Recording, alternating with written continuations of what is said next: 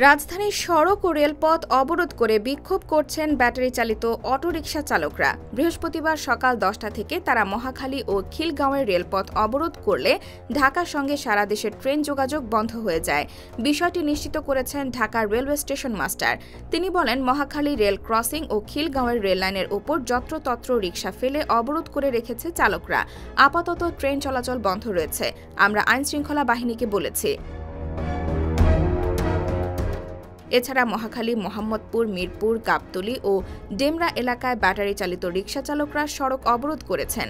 এতে এসব এলাকায় তীব্র যানজটের সৃষ্টি হয়ে ভোগান্তিতে পড়েছেন মানুষ।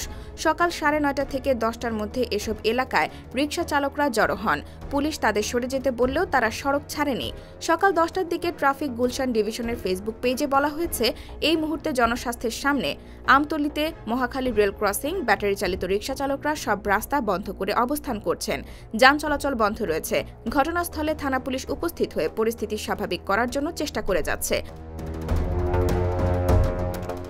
গত মঙ্গলবার ঢাকা মহানগর এলাকার সড়কে ব্যাটারি চালিত অটোরিকশার চলাচল 3 দিনের মধ্যে বন্ধ বা বিধিনিষেধ আরোপ করতে নির্দেশ দিয়েছে হাইকোর্ট। ঢাকা জেলা প্রশাসক, 2 সিটি কর্পোরেশনের প্রশাসক, ঢাকা মহানগর পুলিশ কমিশনার সহ বিবাদীদের রুলস সহ এই নির্দেশ দেওয়া হয়। এর প্রতিবাদে সড়ক অবরোধ করে বিক্ষোভ করছেন ব্যাটারি চালিত রিকশা চালকরা। IBTV USA, New York।